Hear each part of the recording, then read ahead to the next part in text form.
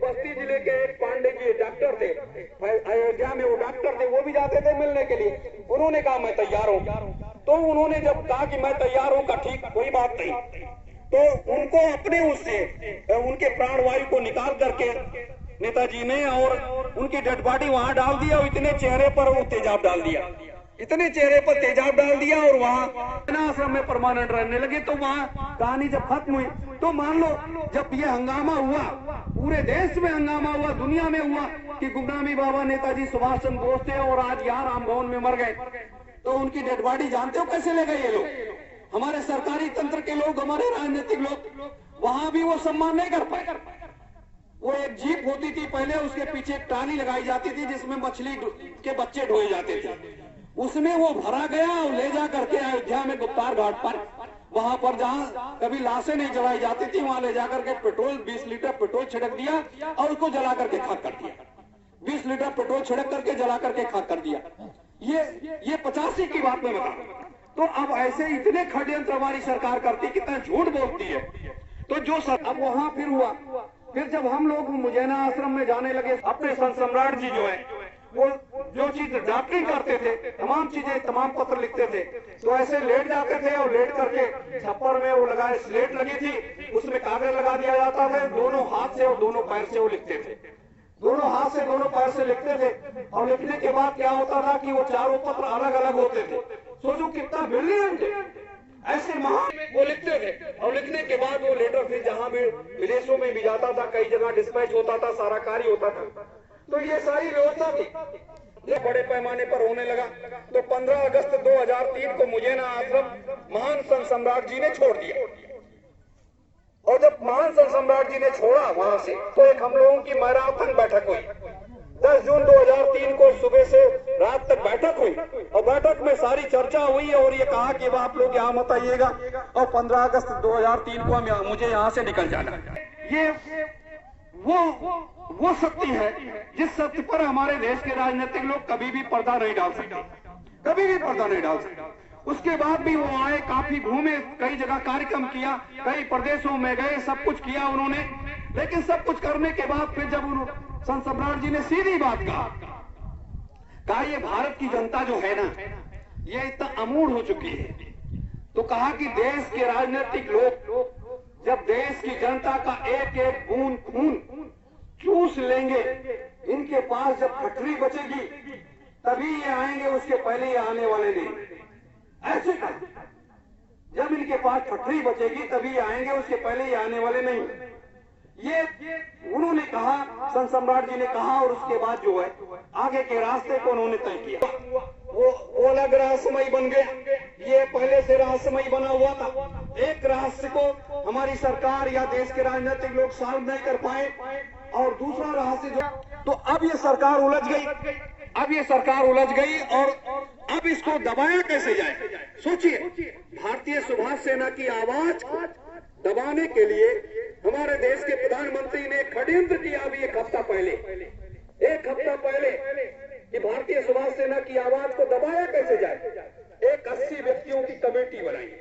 Committee बनाने के बाद उसमें कई प्रदेश के मुख्यमंत्री और कई फिल्म स्टार, कई लोगों को उन्होंने शामिल किया कि ये 1 साल तक नेताजी सुभाष चंद्र बोस का, गुमनामी बाबा नेताजी थे, वो 85 में खत्म हो गए। ये प्रचार करवाने के लिए हमारे प्रधानमंत्री जी ने किया। दूसरी की, नेताजी ने कभी शादी नहीं की। हमारे प्रधानमंत्री जी कह रहे हैं कि अनीता बोस जो एक लड़की है, ये जो है, ये उनकी जो है नेताजी सुभाष चंद्र बोस की बेटी है, उसको भी कमेटी में शामिल किया। वो विदेश में रहती है, सोचिए, उसको भी शामिल किया था कि एमिली सेंकर एक थी आजाद हिंद फौज में, तो उनको ला करके और ये दुनियादारी किया कि ये नेताजी की पत्नी है, ये और ये लड़की है, ये दुनियादारी, बड़ा सम्मान दिया, सब कुछ किया बदनाम करने के लिए। लेकिन उस समय भी उनके परिवार के लोगों ने या देश की आम जनता ने उनकी बात पर विश्वास नहीं किया। और जबकि जो बताते हैं लड़की नेताजी की लड़की है, ये वो जो है विदेशों में रहती है, जिस स्कूल में उसका एडमिशन हुआ उसके बाप का नाम दूसरा लिखा हुआ है, वहाँ अनीता पप लिखा हुआ है। तो अनीता पप, अनीता ब्रिजेट, अनीता बोस करके, तो ये सरकार जो है ये षड्यंत्र करना चाहती है, बदनाम करना चाहती है और इस मामले को दफन करना चाहती है। लेकिन इतनी आसानी के साथ दफन होने वाला ये मुद्दा नहीं है। हमारी सरकारें दफन हो जाएंगी, लेकिन कभी भी ये मुद्दा दफन नहीं होगा, क्योंकि जिस तरीके से इन महापुरुषों की तैयारियां तेजी के साथ आगे बढ़ रही हैं, आगे चल रही हैं, उसको रोक पाना हमारे देश के राजनीतिकों की बस की बात नहीं है। आगे चल करके देश में कितना बड़ा गृह युद्ध होगा, इतना बड़ा गृह युद्ध होगा जिसको संभाल पाना हमारे देश के राजनेताओं की बस की बात नहीं है। इनकी सारी पोलपट्टियां सब कुछ खुल चुके हैं कि ये लोग क्या कर रहे हैं, क्या नहीं कर रहे हैं। ऐसे 1975 में इमरजेंसी लगी, परम पूज्य स्वामी जी महाराज फूलबाग मैदान 23 जनवरी 1975 फूलबाग में गए।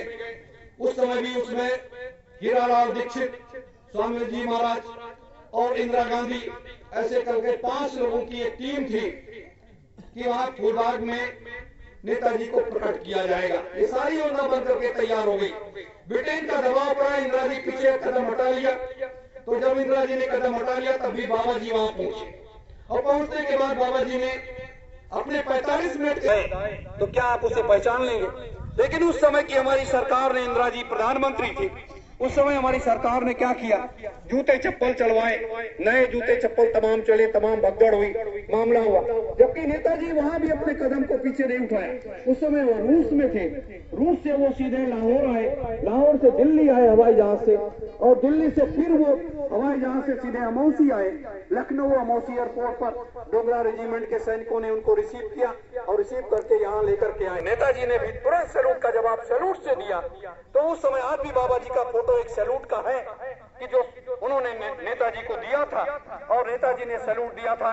तो ये क्या है? एक सन्यासी, एक महात्मा मंच पर जाने के बाद वो सैल्यूट क्यों मारेगा? क्या आवश्यकता उसको? लेकिन ये एक राष्ट्रभक्त की पहचान है, ये एक राष्ट्रभक्त की पहचान है। फिर उसके बाद 19 जून 1975 को श्रीमती इंदिरा गांधी ने देश में इमरजेंसी लगा दिया, देश में आपातकाल की घोषणा कर दी और लोगों को जेलों में ठूस दिया। जो भी सरकार की बगावत किया उसको जेलों में ठूस दिया, और जेलों में ठूस देने के बाद सब कुछ हो गया, सब लोग बाहर आ गए, सरकार बदल गई। सब कुछ होने के बाद फिर इंदिरा जी बाबा जी के पास गई माफी मांगने के लिए। मैं तो जानती नहीं थी कि आपको गिरफ्तार कर रही है। जिस नीति पर कभी इंदिरा गांधी चल रही थी, आज उसी नीति पर हमारे देश के प्रधानमंत्री नरेंद्र मोदी जी चल रहे हैं। मेरे देशवासियों, हमें आपको सबको सतर्क सावधान हो जाना चाहिए। तो ऐसे दौर में, ऐसे समय में हमारा आपका कर्तव्य है कि महानायक नेताजी सुभाष चंद्र बोस, या हम उन्हें परम पूज्य महान संत सम्राट जी महाराज कहते हैं, परम पूज्य महान संत सम्राट जी महाराज के रूप में वो आज भी हमारे आपके बीच में है और इस युग परिवर्तन के कार्य में वो लगे हुए हैं। ये जो युग परिवर्तन का कार्य है, ये जो व्यवस्था परिवर्तन का कार्य है, वो उस कार्य में लगे हुए हैं। और जब तक ये सारा कार्य पूरा नहीं हो जाएगा, उस समय भी वो मुझे न आश्रम पर भी उन्होंने कहा कि मैं 2039 तक इस पृथ्वी पर रहूंगा, उसके पहले मैं जाने वाला नहीं। 2039 तक देश और दुनिया में अमन चैन कायम हो जाएगा, खुशहाली आ जाएगी, और 10-20 साल आराम से मैं जो ये फल पेड़ लगा रहा हूँ, इसका फल खाने के बाद जब ये जान लूंगा कि अब यहाँ किसी प्रकार की कोई समस्या नहीं रह गई, तब मैं जाऊंगा, उसके पहले मैं जाने वाला नहीं। ये संत सम्राट जी ने कहा था। और ये आजाद हिंद फौज के सैनिकों से भी उन्होंने कहा था कि आने ये हमारी हार नहीं है, ये अंग्रेजों की हार है। अभी एक लड़ाई हमें कंधे से कंधा और मिला करके लड़ना है, वो होगा तृतीय विश्व युद्ध का मैदान। उस समय उन्होंने घोषणा किया था कि वो तृतीय विश्व युद्ध का मैदान होगा, जो हमें आपको ये लड़ाई को लड़ना है। इसलिए हमें आपको विचलित नहीं होना चाहिए, हमें आपको हताश और निराश नहीं होना चाहिए। हमें अपनी जंग को, हमें अपनी योजना को, हमें अपने रास्ते पर चलते रहना चाहिए। और जो व्यक्ति अपने रास्ते पर चलते रहता है वही व्यक्ति कामयाब होता है, और जो व्यक्ति अपने कदम को पीछे खींच लेता है वो कभी कामयाब नहीं हो पाता है। ये निश्चित मान लीजिए, वह व्यक्ति कभी कामयाब नहीं हो सकता है।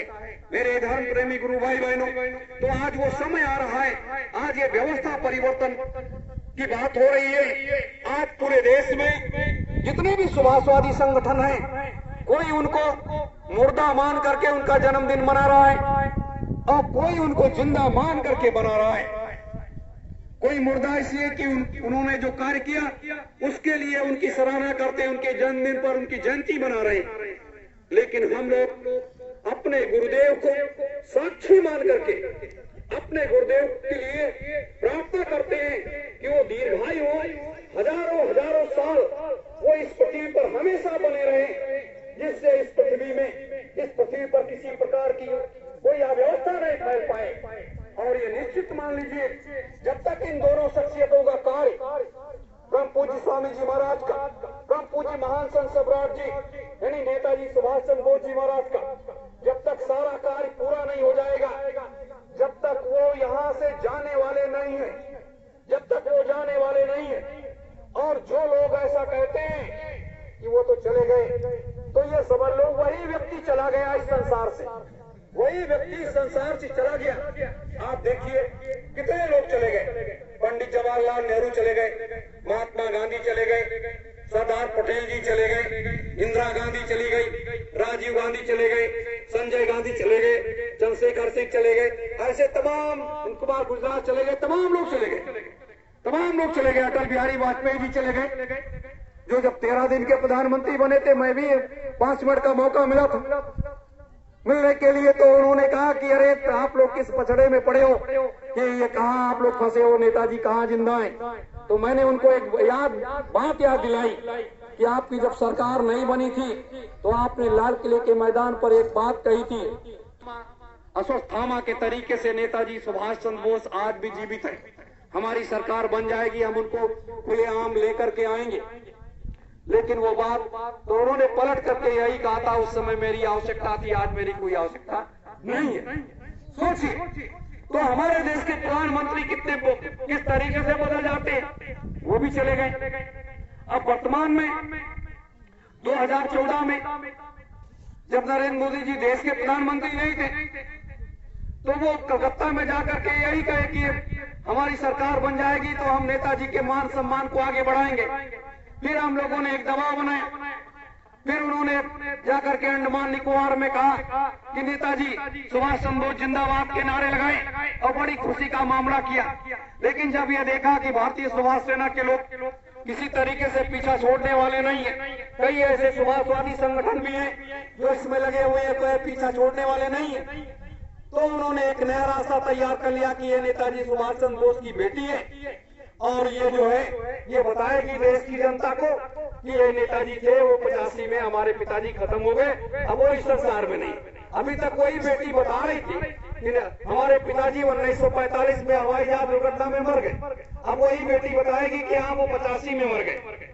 ये हमारे देश के राजनीतिक झूठों की एक बाजार है, झूठों की एक बाजार है। तो कितना झूठ बोलेंगे हमारे देश के प्रधानमंत्री लोग, क्या क्या करवाएंगे इस देश के लिए। तो इसका विरोध करने के लिए हम लोग तो मौजूद है ना, पूरा देश खड़ा हो जाएगा, पूरा देश को हम सत्य बताएंगे। जा करके अब तो ये अभियान जो हमारा आध्यात्मिक क्रांति और वैचारिक क्रांति का अभियान है, हिंदुस्तान में नहीं, हम पूरे विदेशों में ले जाकर के बताएंगे, पूरी दुनिया को बताएंगे कि धर्म नीति क्या है और राजनीति क्या है, और धर्म नीति और राजनीति का कैसा संबंध है, और कैसे अलग करके ये देश के लोग, ये सत्ता लोभी लोग कैसे ये सत्ता में बैठे हुए हैं और कैसे आपका शोषण कर रहे हैं, और कैसे ये धर्म के बड़े बड़े ठेकेदार, मठ मंदिर मस्जिद गुरुद्वारों चर्च के कैसे ठेकेदार ये नेताओं के चंगुल में कैसे फंसे हुए हैं कि हम ईश्वर के यहाँ से आए हैं, हम भगवान के यहाँ से आए हैं, हमें भगवान के घर ही जाना है और कहीं नहीं जाना है। हम कुछ दिन के लिए आराम करने आए थे, इस लोक में कुछ दिन के लिए हम आराम करने आए थे, ये करने नहीं आए थे। लेकिन यहाँ आराम के बदले ये हराम का जीवन मत जियो, ये शोषणवादी जीवन मत जियो, एक ऐसा रास्ता तैयार करो। हम आध्यात्मिक क्रांति और वैचारिक क्रांति अभियान के द्वारा ये देश और दुनिया को बताएंगे। तो ये सब किसने दिया? हमारे महापुरुषों ने, हमारे गुरुदेव ने दिया है। तो हम अपने गुरुदेव का आदेश और आशीर्वाद लेकर के आगे बढ़ेंगे और इस कार्य को पूर्ण करेंगे। जैसे लोग कहते हैं कलयुग और सतयुग, अभी तो कलयुग का बहुत बड़ा हिस्सा बाकी है, उन लोगों को ज्ञान ही नहीं है कि कितना समय बाकी है, कितना है, क्या है, कहाँ से क्या होता है। महात्माओं के तो इस चुटकी बजाने में, ऐसे चुटकी बजाने में वो देर नहीं लगता कि कहाँ क्या हो जाता है, कहाँ क्या पलट जाता है। लेकिन महात्मा जो होते हैं वो मर्यादा में होते हैं, मर्यादा उनका एक संस्कार है और मर्यादा में रह करके ही वो अपने सारे कार्य को करते हैं। मर्यादा भी कोई भी वो कार्य नहीं करते। तो इसलिए आज